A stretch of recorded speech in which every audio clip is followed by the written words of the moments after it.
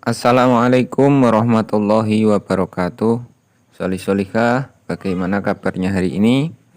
Tetap semangat belajar di rumah bersama ayah dan bunda. Hari ini kita akan belajar tema 7, subtema 3, indahnya persatuan dan kesatuan negeriku, pembelajaran 5 dan 6. Indonesia yang terdiri dari bermacam-macam suku, adat, dan budaya mengharuskan kita untuk memiliki sikap toleransi terhadap keragaman yang ada di Indonesia.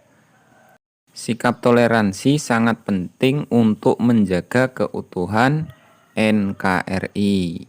Pentingnya sikap toleransi tersebut antara lain yang pertama, membentuk persatuan. Yang kedua, menciptakan kerukunan antar warga masyarakat. Yang ketiga, memunculkan rasa nasionalisme dan bangga terhadap bangsa dan negara Indonesia. Dan yang keempat, memperkokoh negara kesatuan Republik Indonesia. Sikap toleransi hendaknya juga diterapkan dalam lingkungan kehidupan sehari-hari, baik di lingkungan keluarga, sekolah, masyarakat, maupun bangsa dan negara. Berikut beberapa contoh penerapan sikap toleransi dalam berbagai lingkungan kehidupan sehari-hari. Yang pertama, di lingkungan keluarga. Membantu pekerjaan orang tua di rumah. Membantu adik saat kesulitan dalam belajar.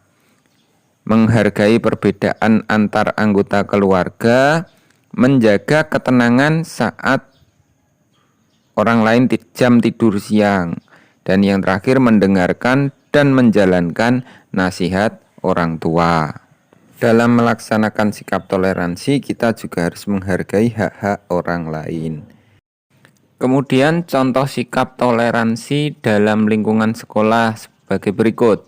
Menjaga ketenangan dalam kelas saat berlangsungnya proses belajar mengajar, menghargai perbedaan pendapat dengan teman, tidak membedakan suku, agama, dan ras teman dalam bergaul, tidak memaksakan agama kita kepada orang lain, dan yang terakhir mematuhi tata tertib sekolah. Contoh sikap toleransi dalam lingkungan masyarakat, ramah kepada tetangga, mengikuti kegiatan sosial dalam kehidupan masyarakat, dan memberi kesempatan kepada tetangga untuk menjalankan ibadahnya. Kita juga akan belajar menentukan gagasan pokok sebuah paragraf. Masih ingatkah kalian bagaimana cara menentukan gagasan pokok pada sebuah paragraf? Gagasan pokok adalah inti dari pembahasan pada sebuah paragraf. Gagasan pokok terletak pada kalimat utama. Biasanya kalimat utama sebuah paragraf terletak pada awal atau akhir sebuah paragraf.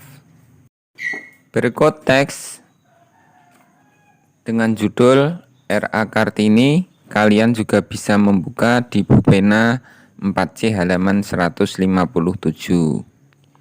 Ibu Kartini dilahirkan tanggal 21 April 1879 di Jepara dengan nama Raden Ajeng Kartini.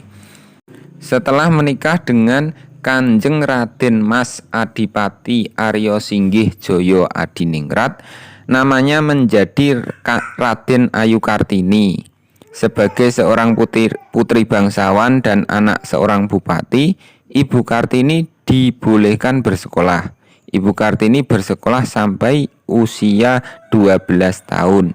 Di sekolah ini Kartini kecil belajar bahasa Belanda. Setelah itu, seperti anak-anak perempuan lainnya, Ibu Kartini harus tinggal di rumah sampai masa menikah tiba. Untuk menghilangkan kesedihannya, dia mengumpulkan berbagai buku ilmu pengetahuan untuk dibaca. Kalimat utamanya terdapat di awal paragraf. Ibu Kartini dilahirkan tanggal 21 April 1879 di Jepara dengan nama Raden Ajeng Kartini. Ibu Kartini tidak berhenti belajar walaupun tidak diperbolehkan sekolah lagi. Dengan bahasa Belanda yang dikuasainya, Ibu Kartini membaca banyak buku.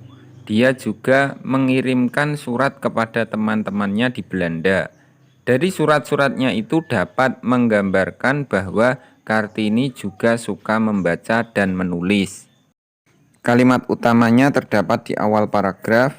Ibu Kartini tidak berhenti belajar walaupun tidak diperbolehkan sekolah lagi. Sedangkan gagasan pokoknya di akhir paragraf bahwa Kartini suka membaca dan menulis. Kita lanjutkan. Ibu Kartini mendapatkan dukungan dari suaminya untuk terus membagi pengetahuannya dengan teman-temannya. Dia mengajarkan teman-teman dan perempuan lainnya membaca dan menulis. Menurut Ibu Kartini, dengan kemampuan membaca dan menulis, perempuan juga bisa memiliki kesempatan seperti laki-laki. Kalimat utamanya terdapat di awal paragraf. Kemudian gagasan pokoknya, dengan kemampuan membaca dan menulis, perempuan juga memiliki kesempatan seperti laki-laki.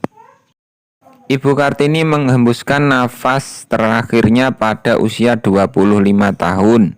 Setelah Ibu Kartini wafat, surat-surat yang ia tulis dikumpulkan dan dijadikan buku yang berjudul Habis Gelap Terbitlah Terang. Buku ini telah dicetak berulang kali. Pemikirannya untuk memajukan perempuan Indonesia membuat anak-anak perempuan Indonesia dapat bersekolah dan mendapatkan pendidikan yang sama seperti anak laki-laki. Kartini merupakan salah satu tokoh yang terkenal di Indonesia dan juga di Belanda. Bahkan nama beliau dijadikan sebagai nama jalan di beberapa kota di Belanda seperti di kota Utrecht, Venlo, Amsterdam, dan Haarlem. Kalimat utamanya terdapat di awal paragraf. Ibu Kartini menghembuskan nafas terakhirnya pada usia 25 tahun. Sedangkan gagasan pokoknya, pemikirannya untuk memajukan perempuan Indonesia membuat anak-anak perempuan Indonesia dapat bersekolah dan mendapatkan pendidikan yang sama seperti anak laki-laki. Demikian untuk pembelajaran kita hari ini. Untuk tugasnya, nanti kalian bisa mengerjakan Bupena 4C halaman 154 poin Ayo Berlatih. Demikian sholih-sholihah pembelajaran kita hari ini. Pak Bagus akhiri. Wassalamualaikum warahmatullahi wabarakatuh.